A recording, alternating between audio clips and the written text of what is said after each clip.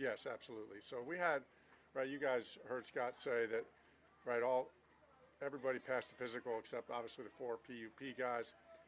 But, you know, of all the guys that passed the physical, there's probably 3 or 4 or 5 of those guys who are, they're full go, but we're going to progress them just because of the nature of their injury and where, you know, what was done or not done in the off season. So we'll kind of ramp them up and monitor them along the way, building back. But they are full speed and can do everything. How good specifically to have Dante and JC progressing from health-wise? Yeah, it feels great. You know, I mean, you know, Dante's got that swag. You know, we know he's a good player, got the skill, got the mindset that you need to play out there in the corner and in that secondary. So the way that the depth of our secondary is, you know, again, it's early, but you got to have depth there, and you got to have depth out there. So I feel good about that group. Frank, when you say that Bryce is QB1, is there any part of you that's surprised that you're able to say it that confidently this early in his development? No, there's no.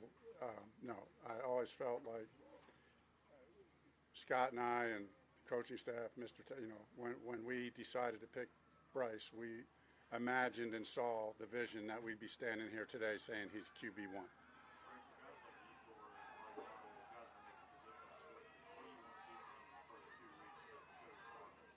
Yeah, good question. You know, like a guy with Yetur making that position switch, you know, just progress. That's really, you know, it's kind of the adage, you know, 1% better. Let's just, you know, and now that when we get into pads, right? So we can't get in pads until next Monday, I think it is.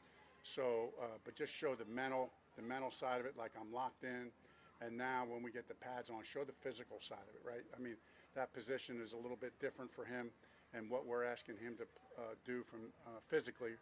So it'll be good to see him get an opportunity when we get in pads. Said that he felt like the energy yesterday was really good with the team coming in. I wanted to get your assessment of that and in a way you kind of compared that to any of the teams you coached or played with at this point in the season. Yeah, great question. You know, probably wouldn't compare. Really don't want to get into the comparing thing, but it was really good energy. And right, that's what we said earlier. It's got to come from the players, right? And you know, I just think that there is a mentality and an excitement of, hey, we like the guys in our room. You know, we like the guys in the locker room. I think we like the coaching staff. So, like JC said the other day, you know, I mean, according to most outlets, nobody's really expecting very much. So, you know, let's just go about it day by day. Let's just get better, prove ourselves every day, and find a way to be ready to go week 1 against Atlanta. Frank, Camus had an interception today. Obviously, when you guys were together in Philly, he was more of a special teams guy. How much has he kind of grown from a communication standpoint, having that starting experience elsewhere, and a playmaking standpoint? I mean, yeah. Phenomenal interception today, right? You guys saw it. I mean, I was standing behind the offense. Camus made a great play, great anticipation, great play on the ball, big time play. I just think he's playing with confidence. You know, he's just played a lot of football. You know, he came into the league and really made a name for himself as a special teams player, as a guy you have to deal with on teams. But then he's really taken that to a new level playing linebacker. So he plays fast, he's instinctive, he's smart, and then he can make plays on the ball like you saw today. With Laviska, you know, we've seen you in the past use kind of Paris Campbell and Naheem Hines as kind of like a Texas route, kind of move around type of guy. Is Laviska Shenault the guy you could do in that role? Well, yeah, we do think that Laviska is a guy that can be versatile.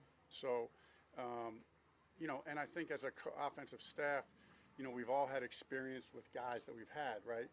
But, you know, we have to look at Laviska, you know, for him, you know, and how it fits in our offense. So, you know, we'll dip our toe in the water on some of that stuff and see how it goes. And that's something that doesn't have to be in full bloom week 1.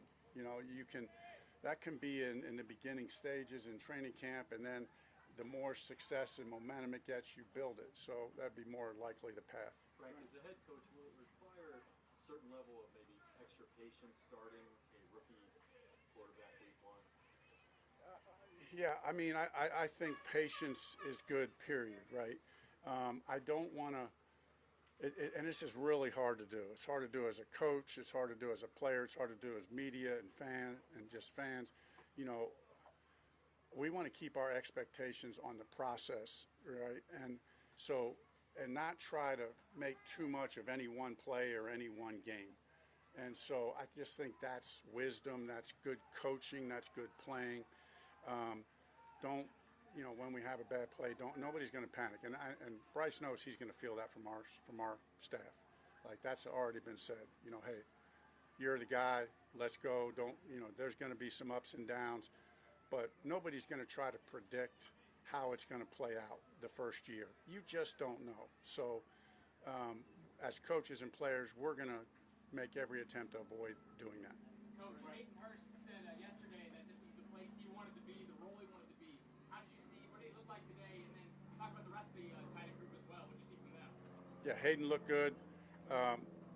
You know, he was limited, right, much of the offseason. So, and he's one of those guys who has he's got a lot of energy, juice, passion. You feel it out there. So he's a versatile player. We really see Hayden as a guy who can do it all at that position. And that whole room, though, we're excited about. They all have a role. We like that. They each have certain strengths that we can emphasize, and we'll continue to talk to that room about. We have big plans for them, you know, but we got to roll it out day by day. Frank, a lot of players mentioned yesterday in talking to them just the aspect of staying here on campus and getting that camaraderie. How important is that, and how has that been in addition to everybody being here and reporting with so many new pieces around? Yeah, every stage of preparation for the season is important, and I think the nice thing about training camp, when you walk in there last night, like, we all know what time it is. It's training camp. You know, this is where you bond. This is where we iron things out. This is where we take the next step of preparation, and you know, so it's important, and appreciate the players embracing that. We give them a bunch of free time as well in the evening, you know, to allow them time to study together, time to hang out together. So that's all part of it.